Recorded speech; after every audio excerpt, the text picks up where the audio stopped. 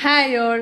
ഈ വീഡിയോ ഒരു പ്രത്യേക ഒരു അറിയിപ്പാട്ടോ. എന്ന് വെച്ചാൽ ഇപ്പം നമുക്ക് കുറച്ചായി ഒരു 2-3 പേര് പാർട്ടീസ് നമുക്കിങ്ങനെ വന്നു.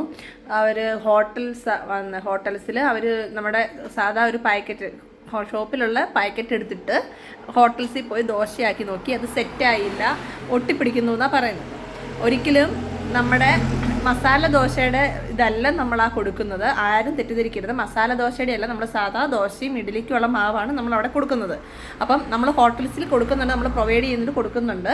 നമ്മൾ മസാല ദോശയുടെ കൂട്ടായിട്ട് തന്നെ നമ്മൾ കൊടുക്കുന്നുണ്ട്. അത് നമുക്ക് ഓർഡർ തരുന്നതനുസരിച്ച് ഇപ്പോൾ ഒരു ദിവസം 4 ആണോ 4 കിലോ ആണോ അത് 5 കിലോ ആണോ എത്രയാണോ വേണ്ടത് അത് നമ്മളോട് പറയുമ്പോൾ നമ്മൾ പോകുന്ന റൂട്ടുകളിൽ നമ്മളത് കൊടുക്കും. അതിന് നമ്മൾ പ്രത്യേക കൂട്ടാണ് ഹോട്ടൽസിലുള്ളത്. അപ്പോൾ അങ്ങനെ വേണ്ടവർ നമ്മളെ കോൺടാക്ട് ചെയ്യുക. ഞാൻ ഈ താഴെ കൊടുക്കുന്ന നമ്പറിൽ കോൺടാക്ട് ചെയ്യുക. അപ്പോൾ ആ സ്ഥലപ്പേര് പറഞ്ഞാൽ മതി, നമ്മൾ അവിടെ കൊണ്ടുവന്ന് മസാല ദോശയുടെ കൂട്ട് ഹോട്ടൽസിനുള്ളത് തരും. അത് സെപ്പറേറ്റ് ആയിട്ട്, അല്ല നമ്മുടെ ഈ പാക്കിലുള്ളത് വെച്ച് ചെയ്ത് കഴിഞ്ഞാൽ അത് സെറ്റ് ആവില്ല. നമ്മൾ സാധാരണ നമ്മുടെ വീടുകളിൽ ദോശയും ഇഡ്ഡലിയും ആക്കാനുള്ള കൂട്ടല്ല, അത് മസാല ദോശയുടെ അല്ല. അപ്പോൾ രണ്ടാണ്.